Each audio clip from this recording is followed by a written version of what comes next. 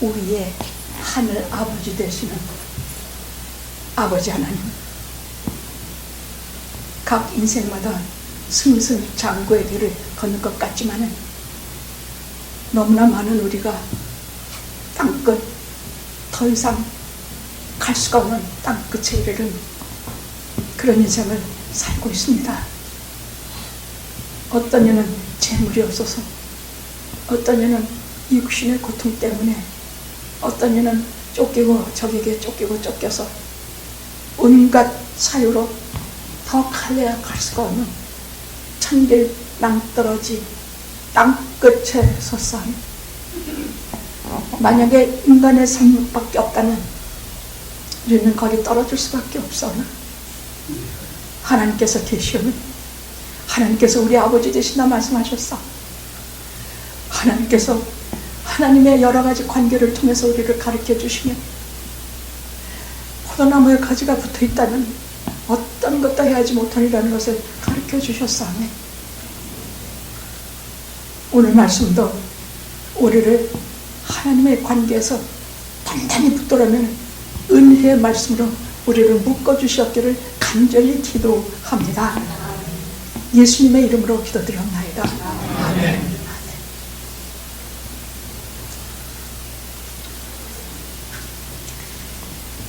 가정의 달 5를 맞이해서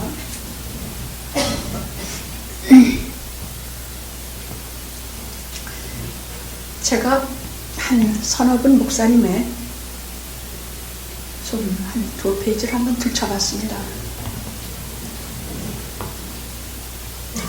이건 저만의 생각인지 모르겠습니다만, PK 자식들이라고 유명하거든요.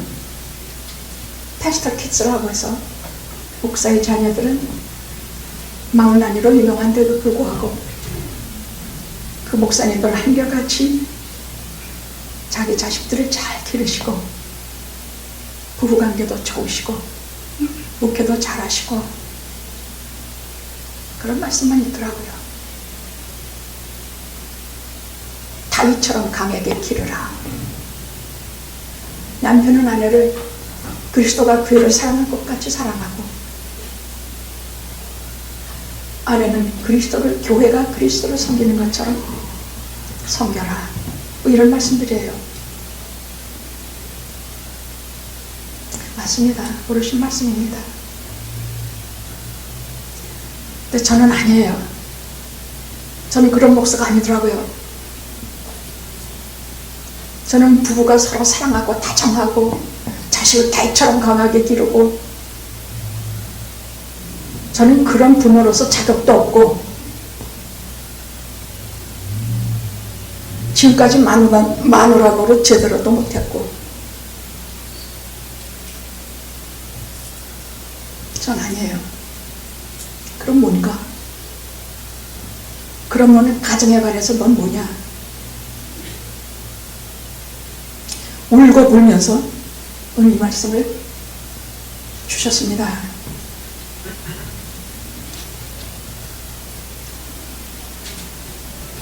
저는 인간들이 보편적으로 이렇게 다 이상형적인 가정을 이루고 살고 있다고 생각 안 해요.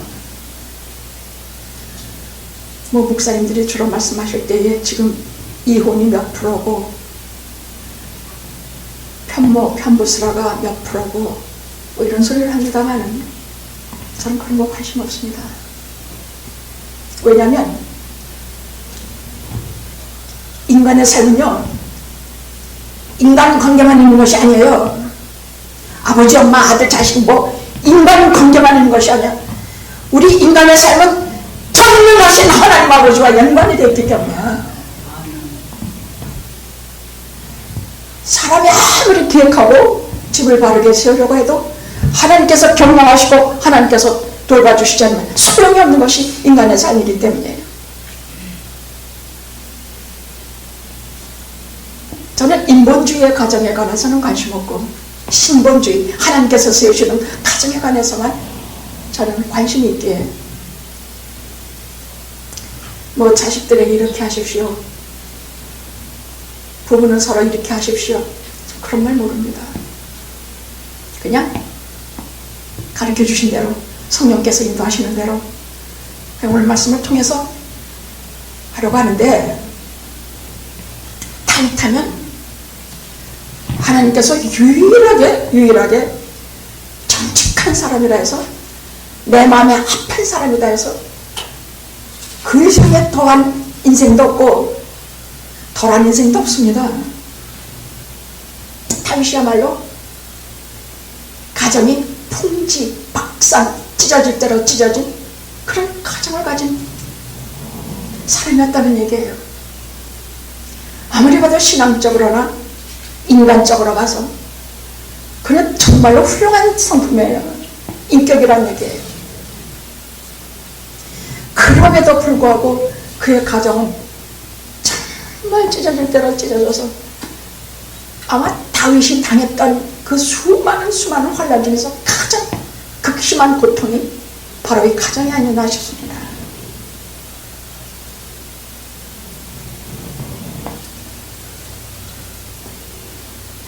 그래서 오늘은 모범적인 부부나 모범적인 가정에 대해서는 말씀드리지 않아도 여러분이 잘 아실 거니까 그건 그만할래요. 해본 적도 없고. 오늘은 찢어진 다윗의 가정을 통해서 들려주시는 하나님의 말씀을 여러분들에게 전하겠습니다.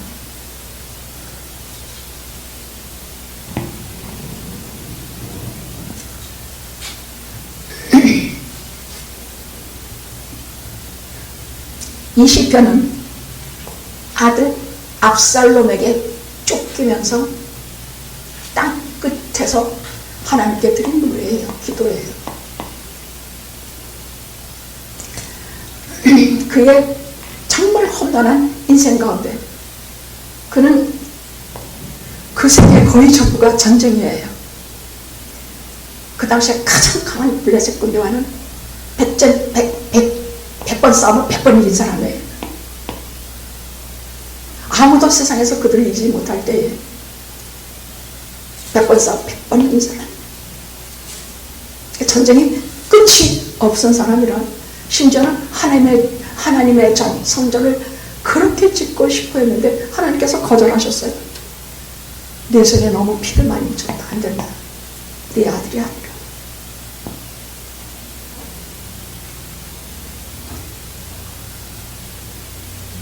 자, 다윗에게 아들들이 있는데 아주 용모가 잘생기고 왕자의 품격을 갖추고 있는, 겉으로 보면 그렇다는 얘기예요. 겉으로는 특히 압살롬, 이 아들은 다윗이 아마 가장 기뻐한 아들 중에 하나가 아니었나 생각합니다. 머리가 얼마나 머릿결이 아름다운지. 그 사람은 그 당시에는 머리를 길렀으니까요, 남자들이. 그 긴 머리가 너무 아름답고 용모가 너무 아름다워서 성경에 3대 미남하면 반드시 압살롬이 들어갑니다.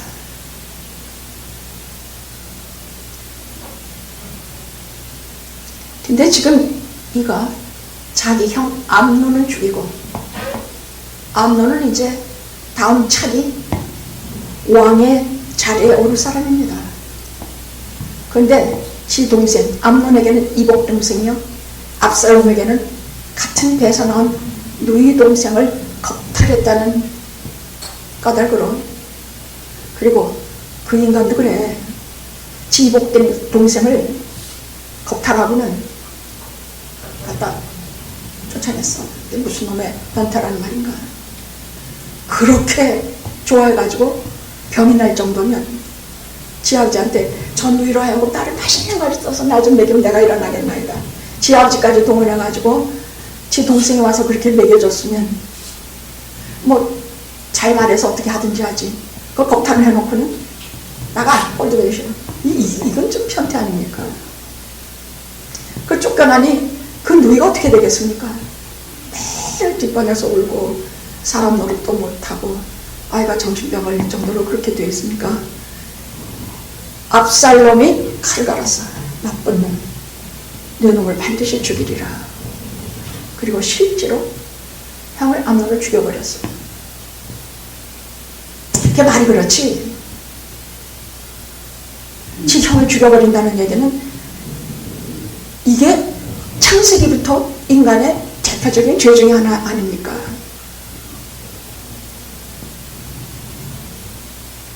그리고 이제 아버지도 목숨을 끊으려 반란을 일으켰어요.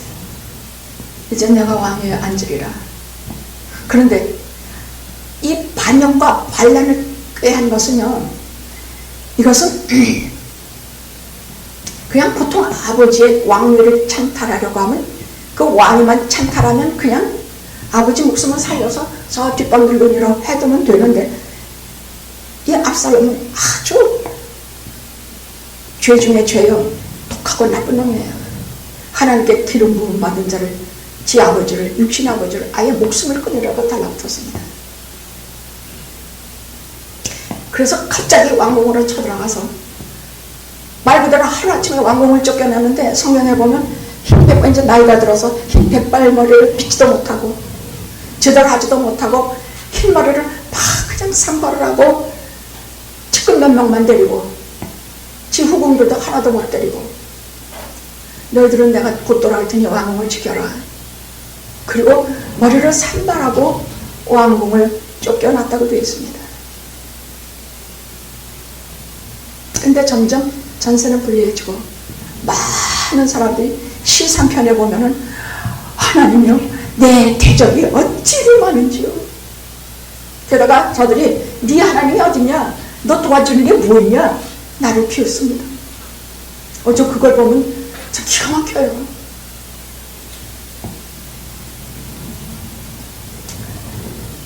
보니까 아니 시므이라고 하는 인간이 다윗이 막 피난하는데 거기에 침 탁 뱉으면서 사울을 막 찬양하면서, 사울 하나님 버리신 그 왕을 찬양하면서 다윗을 그렇게 욕을 하니까 다윗이 뭐라 그러냐, 옆에 그 유명한 33인의 용사 중에 하나가 그를 죽이라고 하니까 못하겠어요. 왜?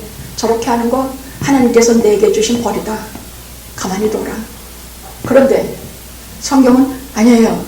다윗이 그렇게 말했을지라도 하나님은 그 감정을 똑똑히 보고 계셨어요. 나중에 시므이 무섭게 죽어요. 지 솔로몬한테, 지 아들 솔로몬한테 아주 쳐맞아 죽어요. 하나님께서, 그러니까 여러분, 서로 다윗이 부족하고 다윗이 실수로 또는 잘못으로 그렇게 됐다 할지라도 벌하시는 분은 하나님이시지, 인간이 그에게 침을 뱉고 그를 냉소하고 돌을 던지고 하는 일 하셔서는 안 됩니다. 하나님의 사람은, 기름 부은 하나님의 종은 그래서는 안 됩니다.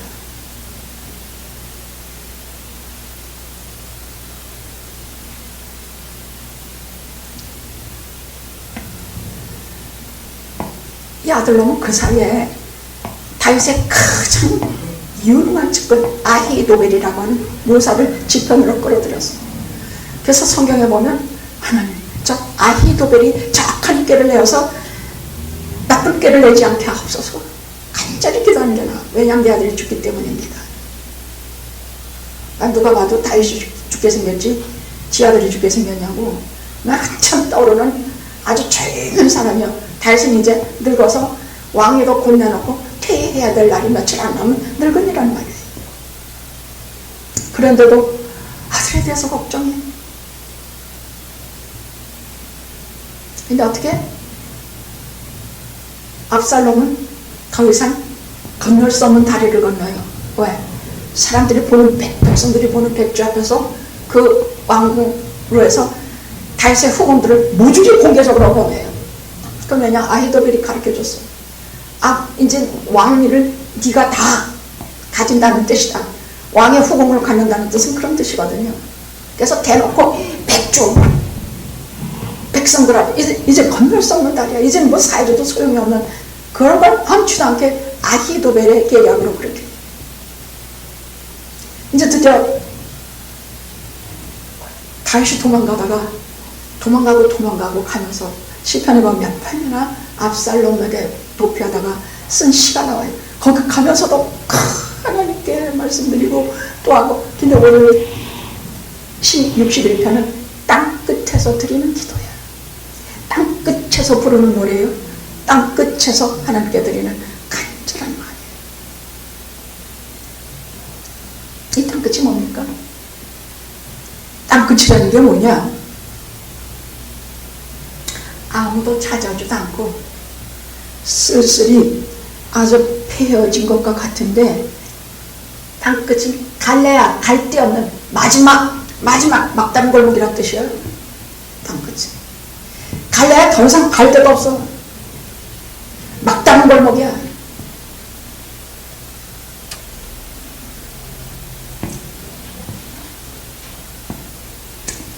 한국에서 저희 어머님이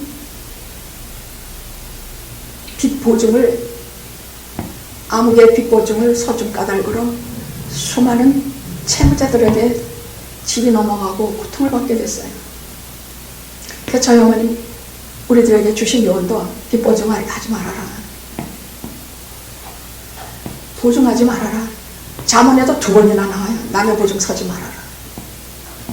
2번이나 하나님께서 우리에게 가르치세요. 근데 그걸 아무렇지도 않게 어머님이 하셨다가 집안이 아주 그냥 정말 망했어요.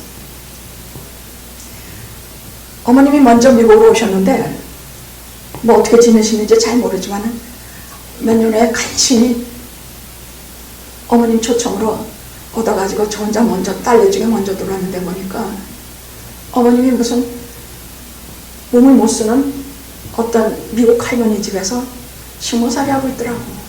저 몬트리라는 집안에서. 근데 목사기 때문에 우리 어머니를 채용했다고요. 그러니까 노는 날은 딱 하루 주일이야. 그래서 거기 가서 가만히 첫날 들어가 보니까 집은 시커멓고 깨끗한데 몸을 하나도 못 쓰는 할머니 하나가 누워있고 우리 어머니 혼자서 그 집안을 다 쓸고 닦고 돌아보고 목욕시키고 뭐하고 하고 있는데, 야, 나는 거기가 땅끝이더라. 갈 데가 없는 거야. 한국에서 다 망해서 들어왔으니까 딱 90불 들고 왔다니까. 90불 외에는 하나도 없었어. 성경책 안 하고 태극기 안 하고 90불 들고 미국으로 들어왔는데, 들어와봐도 사정이 어떠냐? 땅끝이야. 돌아갈 수도 없고 더 갈 데도 없어. 거기 바로 앞에 태평양이 쫙 보이는데 몬트레이 하면은 그건 연안이거든요. 그날 처음 들어오는 한눈에 탁 나와 우리 어머니와 우리 집안에 이 김의 키루명을 운명이라 그러냐? 나는 그 집에 군식구 같은 존재야. 그 첫날 들어와서 화장실에 들어가서 물 틀어놓고 얼마나 울었는지 몰라. 그때는 부모에게 받은 신앙이 있어서 그렇게 기도했습니다. 하나님, 인간으로 보면 우리 집은 도저히 재개할 수가 없는 집입니다. 아무것도 없습니다. 그러나 하나님이 계셔. 하나님이 계시고 하나님이 이렇게 계시고 하나님께서 세워주실 것을 믿습니다. 저는 그때 결혼도 못하고, 결혼이 무슨 놈의 결혼이야. 눈가루 높아가지고 내 많은 남자 보이지도 않더라고. 아니 정말 그랬습니다. 그냥 남자들이 다 시시해. 책만 읽어가지고 그냥 눈만 높아요. 아니 지금 같은 거에도 사람을 똑바로 볼 줄 아는 그때만 해도 눈이 높아가지고 내 현실과 나 이런 것은 생각도 안 나. 그냥 내 이상형만 내가 찾아. 그럼 그 이상형은 지 이상형이 없냐? 나겠냐 우리?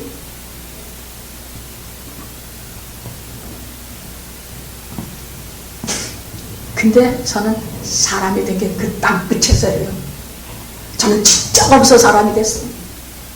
만약에 그 땅끝 갈 수도 없고 올 수도 없고 그런 환경을 못 만났더라면 나는 여전히 현실도 모르고 저 꿈속에서 살고 백마탄 완전하 기다리고 내 자신의 몰골은 생각도 안 하고 이런 인간이 됐을 것이야. 근데 그 땅 끝에서 하나님께 기도하고 거기에서 비로소 제가 사람이 됐어요. 하루는 어머님에게 그랬습니다. 어머니 우리 LA로 갑시다. LA로 가서 내가 짝을 좀 떼야 되겠습니다. 이런 조그만 시골에서는 제가 할 일도 없습니다. LA 가서 하고, 제가 비행기를 탈 때 울고불고 비행기 공항에서 날 보고 울고 있던 내 형제들 다 데려와야 되겠습니다. 그냥 여기저기 하도 빚을 져가지고 빚 보증 쓰다가 형제들은 뭐가 다 망했으니까, 쫄딱 망했으니까. 그래서 제가 형제들을 다 초청해서 미국에 데려와야 되겠습니다. 그래서 어머니하고 개나리 굴찜 같은 거 하나 싣고 미국으로 왔는데, 거긴 또 뭐, 그것도 땅끝이야. 방도 아주 초란 방에, 방도 없어. 그냥 리빙룸 하나, 부엌 하나, 그거야. 무슨 침실도 없어. 거기에 들어가서 어머님하고 반나치를 뛰었어. 어머님 저 흑인가에 세탁소에 나가서 뭐 접는 일 하고, 나는 한 주일에 70불 주는 무슨 뭐 열쇠 뭐 조립고 무슨 공부 어떤 데 애 봐주고 뭐하고 하면서 어머니하고 둘이서 살아내는데요. 그렇게 얼마를 지내고 온 식구들을 다 제가 데리고 들어온 날, 추수감사절에 사위네 딸내, 거기 딸린 자식들 댄스기빙 주일날 아침에 데니스라는 식당에서 온 식구들이 모였을 때 어머님이 그 자리에서 뜨거운 눈물로 감사기도를 올린 날을 전 잊지 못합니다. 우리가 모두 엎드려서 이렇게 식구들이 다 모이게 된 것에 대한 감사 기도할 수 있는 이유는 정말 이제 하나님 한 분에는 아무것도 없었기 때문입니다. 우리가 기도로 눈물을 다 흘리고 닦고 머리를 들었는데, 그 데니스에 있는 모든 미국 사람들이 전부 다 우리를 향해서 깊이 머리를 숙이고 존경하는 얼굴로 우리 가족들을 바라봤습니다. 전 그거 못했습니다. 여러분, 복이 어디서 온다고 생각해요? 내가 얼굴이 복이 있게 생겨서 복이 와요? 내가 성품이 좋아서 복이 와요? 꿈에도 그런 생각을 많이 해요. 손금이 좋아서 복이 와요? 복은 딱 하나님께로부터 와요. 딱 하나님께로부터 와요.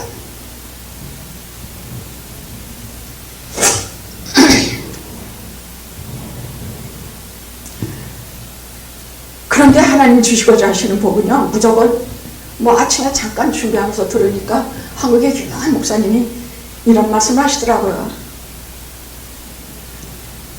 우리 자식 중에 하나가 도무지 나한테 돈을 달라고 안 합니다. 그게 원 자식입니까? 이렇게 머리를 쥐어박아서 넌 어떻게 자식 새끼가 나한테 돈을 안 달려냐? 여러분, 하나님께서도 똑같습니다. 자기한테 뭘 달라고 하지 않은 자식이 자식 갖다 되겠습니까? 뭘 자꾸 달라고 하는 자식이 자식이 아니겠습니까? 그래서 저는 우리 아들도 좋은 대학 들어가고 좋은 데 나와서 어떻게 되고 뭐하고 해서 오늘날 자기 자식이 얼마나 훌륭하게 되고 얼마나 어떻게 됐다 어쩌고 하는데, 잘못된 말씀이에요. 그거 아니에요. 하나님께서 분명히 말씀하시기를 반드시 그의 나라와 그의 의를 먼저 구하고 그러면 내가 그 나머지를 다 가졌지.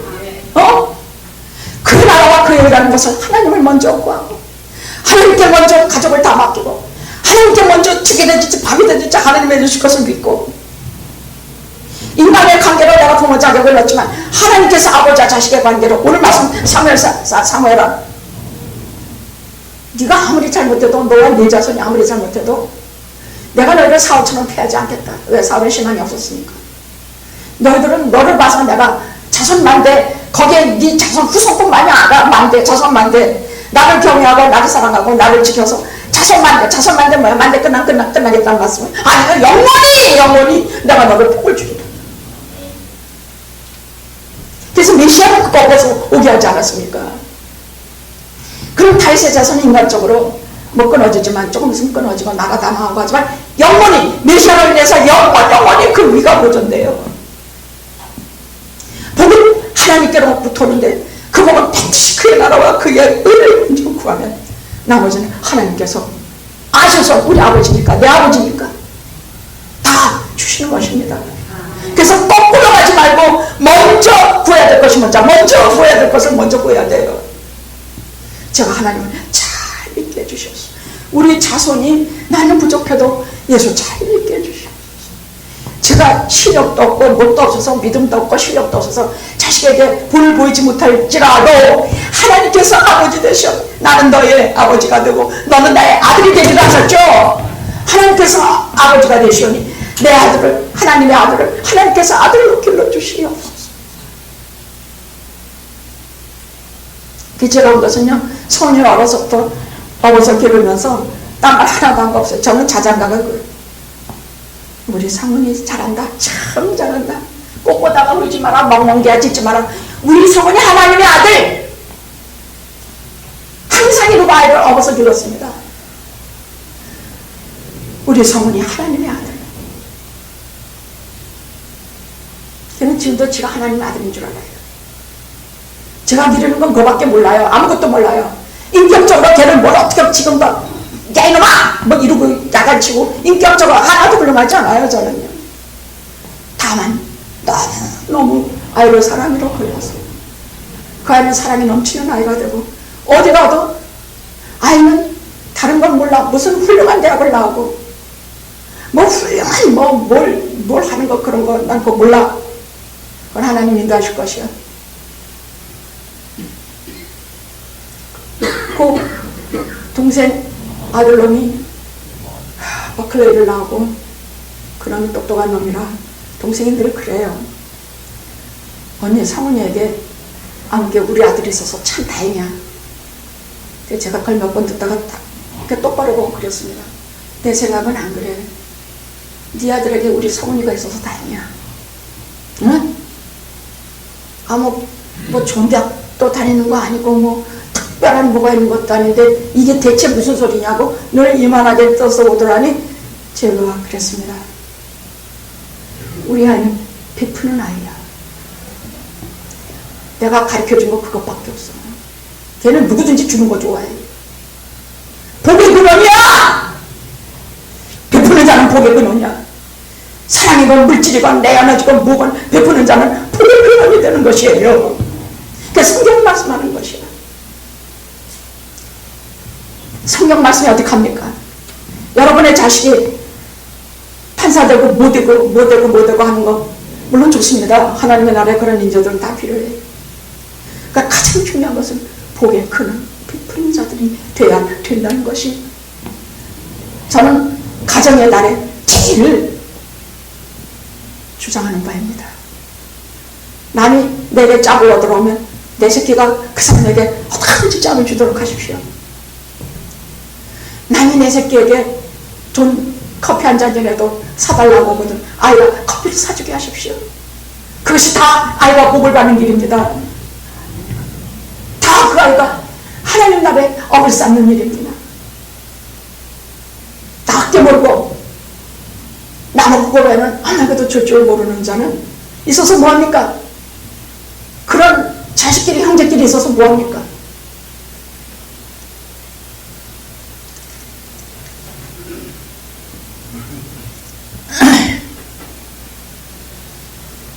자, 다윗은요 세상에 그렇게 사랑한 압살롬이라는 자식놈에게 배신을 당하고 반역행위를 당하고 목숨을 멸당하는 정도가 아니라 아래 사례를 굽고 지 아버지를 몰아쳐요.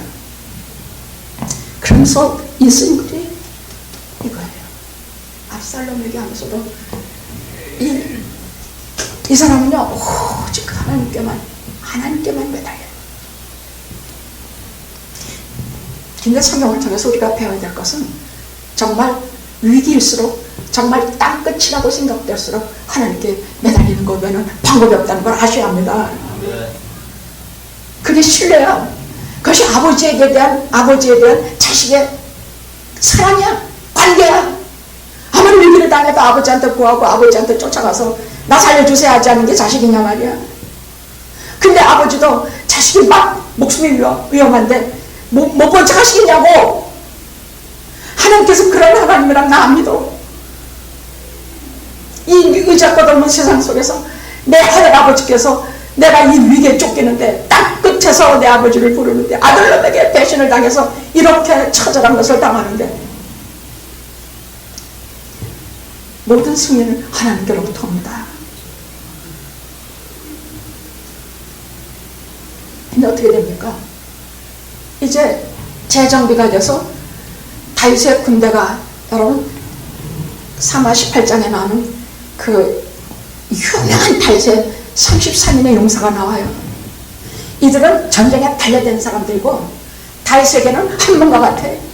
다윗의 신앙이 그들의 신앙이고 다윗의 전술이 그들의 전술이고, 저는 이걸 성경에 나오는 로마서 16장에 나오는 사도 바울의 그 훌륭한 신앙의 동역자들, 또 18장에 나오는 그 다윗의 33인의 용사를 전 그냥 안 봐요.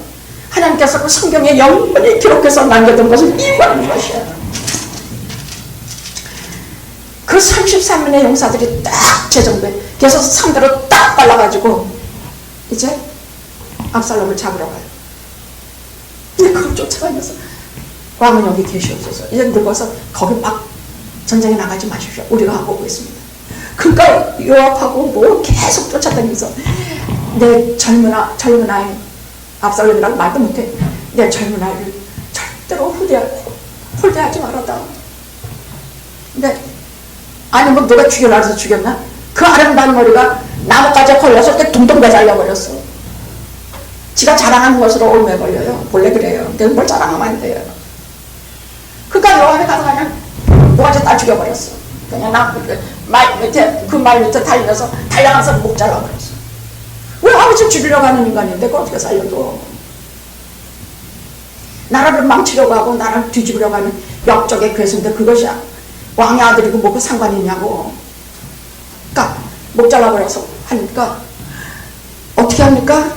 사무엘하를 쭉 보면요, 아이고 미친 사람 같이, 압살롬아, 내 아들 압살롬아, 아들아 압살롬아, 내가 너 대신 죽었으면 죽었을 것을, 아들아. 저는요, 압살롬 얘기만 나오면 이 늙은 다윗이 몸부림치며 그 못되고 패악한 놈을 그렇게 부르던 그 절규가 안 잊혀요. 전 안 잊혀요. 얼마나 울부짖으면서 내 아들아. 그럼 이건 뭐예요? 이것도 이제 더 이상 어디를 갈래야 갈 데가 없는 땅끝이 아닙니까? 그래서 땅끝에서 드리는 기도 61편이 그렇게 한마디 한마디가 소중한 것이에요.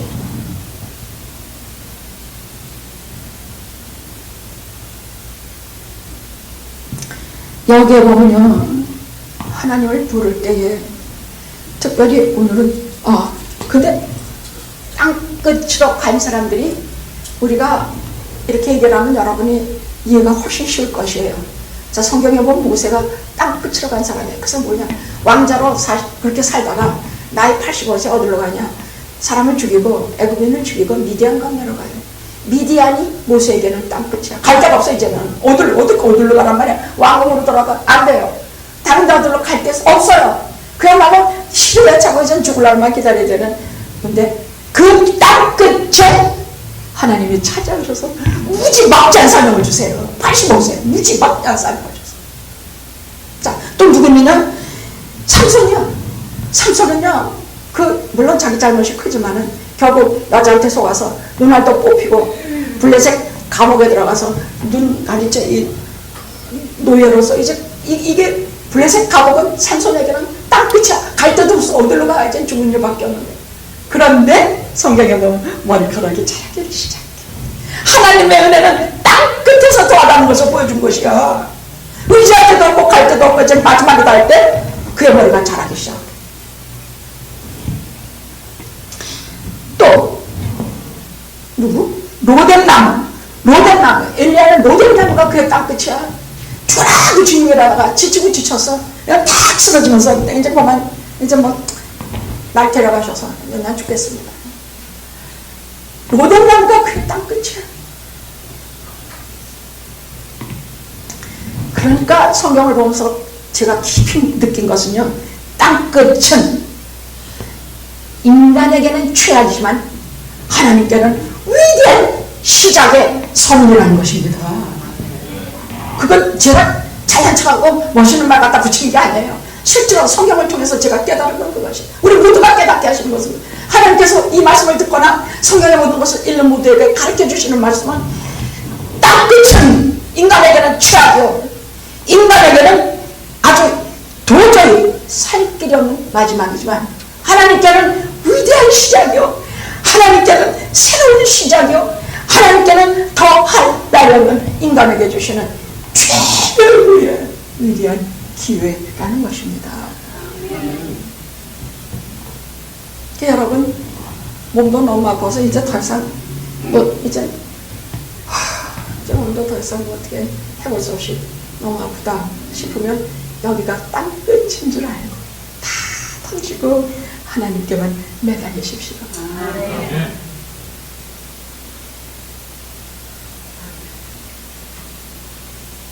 자식 문제로도 너무 마음 아픕니다. 이상도 어떤 소망도 안 들고 하면 그냥 자식 바라보는 거 간다. 그거 바라보고 속상해하고 그거 바라보고 다 잊어버리고 그냥 하나님만 바라보고 하나님께만 말씀드리십시오. 인간의 삶은 인간끼리의 관계만 있는 것이 아니라 하나님과의 관계가 있기 때문입니다.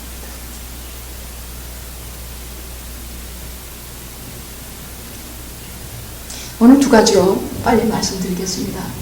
첫째는 다윗의 고백, 다윗의 고백, 기도 3절 4절, 또 하나님의 기업을 위한 기도 5절 6절, 그걸 좀 간단히 말씀드리고 우리가 땅 끝에서 드리는 기도를 어떻게 해야 될 것인가를 우리가 오늘 좀 배워보도록 하겠습니다. 이런 기도를 하면 여러분들께서 그 막다른 골목에서의 하나님께 드리는 기도를 여러분이 우리가 배울 수 있을 것입니다. 3절 4절 여러분 크게 읽어보십시오. 시작.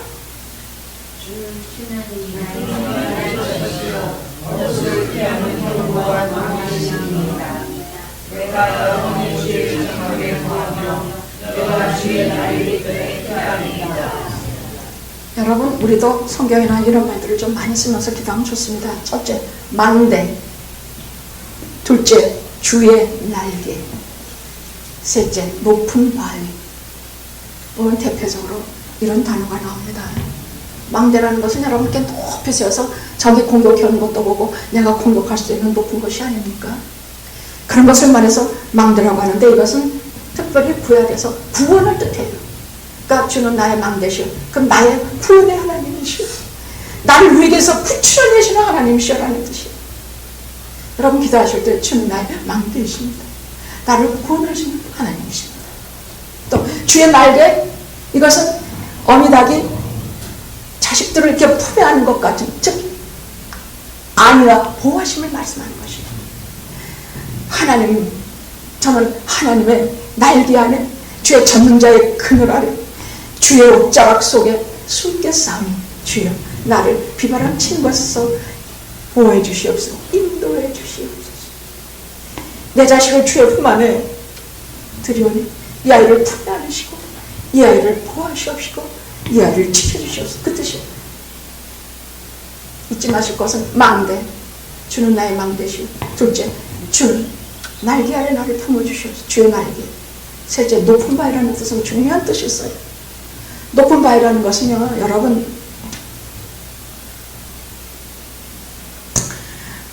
나보다 높은 바위로 나를 인도하시옵소서. 거기 높은 바위, 지금 너무 힘이 없고 지쳐가지고 지금 온갖 꼴을 다 당하고 있는데 높은 바위로 어떻게 올라가? 나를 높은 바위로 인도하시옵소서. 하나님의 힘이 절대적으로 필요하다는, 하나님이 하실 것이니 하나님을 의지하겠다고 합니다. 그 성경에서 바위는 항상 주 예수 그리스도를 말씀하고 있어요. 주 예수 그리스도를 우리가 바라고 주 예수 그리스도의 높은 망대, 높은 바위에 나를 올리시사 내가 주 예수 그리스도와 함께 주님이 주시는 능력 안에서 이기게 하옵소서. 그런 뜻이에요. 성경에서 발견하면 항상 하나님의 아들 예수 그리스도를 생각하시면 됩니다. 그래서 오늘 말씀 속에서 우리가 기도할 때는 하나님은 우리의 망대가 되시오. 높은 망대가 되시오. 우리 구원이 되시오. 주의 날개로 덮으시사 주의 옷자락으로 덮으시사 안위하시고 보호하시옵소서. 높은 바위로 올리시사 나를 신앙으로 주 예수 그리스도와 함께 죄사함을 받아 은혜의 자리로 나아가게 하옵소서. 기도할 때 이 말을 늘 사용하십시오. 또 시 18편에 보면, 거기에 보면 여러분 우리 늘 좋아하는 찬송 있죠? 그 있죠? 착수권사님 있죠? 왜? 주는 나의 산성, 나의 방패, 구원의 뿔. 끝나고 우리 그거 부르시다. 오늘 다른 거 말고 오늘 뭐죠? 그거 아까 했는데 잊어먹었네. 어찌 나의 어찌 그거 나의 힘이 되신 여호와여 내가 주를 사랑한다. 이게 다 78편은 다윗의 마지막 말은 이거예요. 주는 나의 힘이 되신 여호와여 내가 주를 사랑한다. 주는 나의 방패, 나의 구원의 뿔, 나의 산성, 나의 뭐 계속 나오는 거 다 기억해 두십시오. 다른 건 다 잊어도 주를 말씀할 때 그 단어들만 잊지 마십시오. 자, 기억을 다시 끝에서 드린 기도의 두 번째는 하나님의 기업을 위한 기도였어요. 여러분 5절에서 6절에 보면 하나님께서 다윗에게 맡기신 것이 있었어요. 그냥 왕을 삼은 것이 아니라 이 땅에서 하나님의 기업인 이스라엘을 네가 맡아서 신앙으로 잘 기르라고 맡겨주신 게 있어요. 그래서 왕으로 뽑으신 것이에요. 근데 이제 뺏겼어. 자기 아들이 문제가 아니라 그것들을 위시한 이 뺏어간 이것들을 보면 무지로 악독한 것들이야. 전부 그것들이 다 다윗의 부하였고 다윗의 아들이고 다 전부 다윗의 것이에요.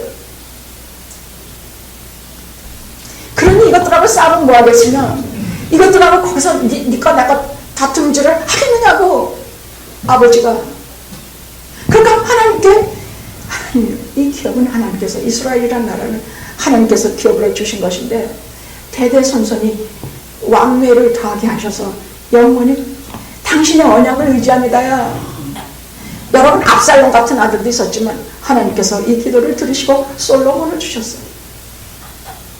솔로몬을 주셨어요. 그래서 이 솔로몬부터 이 기도를 통해서 이 땅 끝에서 하나님께 드린 기도를 통해서 압살롬은 죽었지만 솔로몬이 뒤늦게 다시 주셔서 그것도 부정한 여자에게서 나온 자식이 아닙니까? 그러나 하나님께서 이 아이는 뱃속에 있을 때부터 솔로몬이 여디디야 하나님의 사랑하는 자하고 극진히 사랑하셨어요. 우리는 몰라요. 우리는 하나님께서 왜 그를 사랑하시는지 뭔지 몰라요.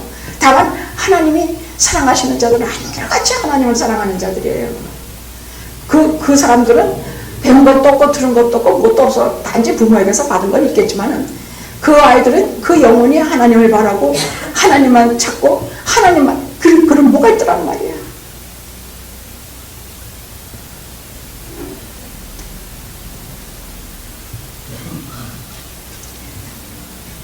자, 이런 기도를 여러분 5절 6절 잘 읽어보십시오. 이런 기도를 하는 속에는 그 다윗의 왕위가 영원해서 그 자손들에게 복을 주셔서 이 하나님 맡기신 이스라엘의 기업이 영원하게 하옵소서 하는 기도를 하면서 하나님 나라에 대해서 간절히 믿고 의지하고 기도하는 것을 5절 6절에 했습니다. 근데 그건 근거가 있는 기도예요. 그 근거는 뭐냐? 오늘 사무엘하 7장 12절에서 16절 한번 읽어보십시오.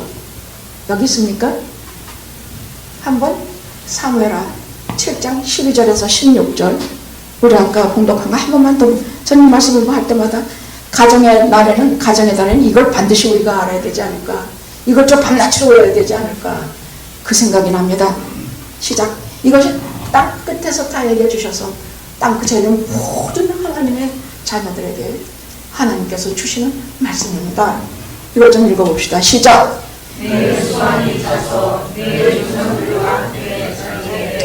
네가 내 몸에서 난 자식을 애들이 세워 그 나라를 주여 저는 내 이름을 위하여 나는 그 나라 위를 영원히 경고케 할렐루야. 나는 그 아버지 되고 그는 내 아들이 되리니 차 많이 죄를 범하면 내가 사람의 막대기와 인생 채찍으로 칠지라도 내가 내 앞에서 사울에게서 내 영창을 빼앗은 것 같이 그에게서는 빼앗지 아니하리라.